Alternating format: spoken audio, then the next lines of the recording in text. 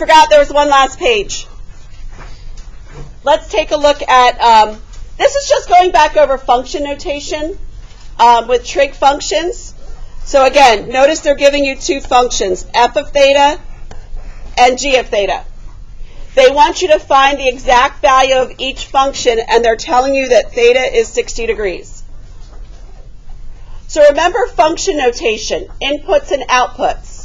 So they want you to find f of theta over 2. What are they telling you that theta is equal to? Theta is equal to what? 60. So first of all, I'm going to replace my theta with a 60 degrees. And what is 60 degrees divided by 2? 30. So what I want to find is f of 30 degrees. Because these are functions. All of these, SOHCAHTOA, sine, cosine, they are functions. Inputs and outputs. So you have to be used to seeing this with function notation as well. So what is the 30 degrees? Think about your function notation. That is your input. What function am I putting it into? Am I putting it into f or am I putting it into g? F. So what? F of 30 degrees is going to be equal to the sine of 30 degrees. So we all have our million circles filled out. So let's think about 30 degrees for a minute on the unit circle. Is sine the x-coordinate or the y-coordinate? Y-coordinate. So does anybody remember what the y-coordinate is down there at 30 degrees? 1/2. Eventually, that's what we want to be able to come to. You guys should be visualizing, all right, in my circle, 30 degrees, what is that x or y coordinate? So you're not constantly having to fill out circles. We're not there yet, but hopefully about a month or so we are. That's our goal. G of theta squared. So again, function g is cosine. First of all, I'm going to replace theta with 60 degrees. So g of 60 degrees squared.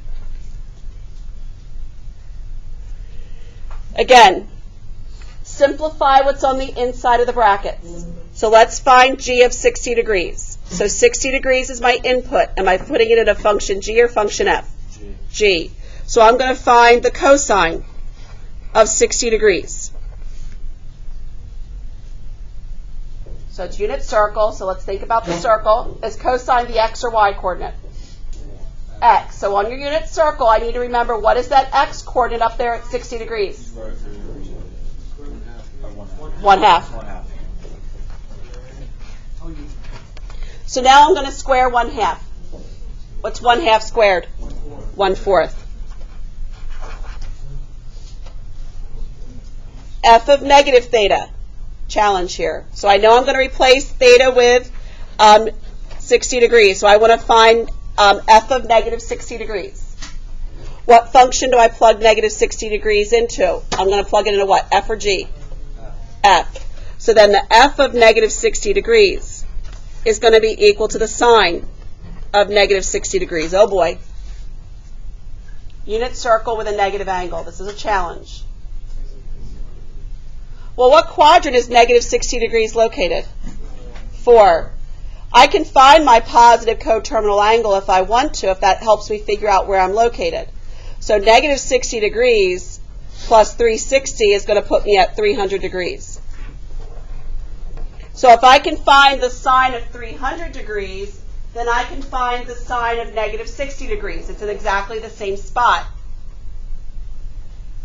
Well, first of all, down there in quadrant 4, sine is the y-coordinate. Is this going to be positive or negative? Negative. It's going to be negative square root 3 over 2. Okay? So that's the function notation. Just getting used to seeing those trig functions with function notation. All right?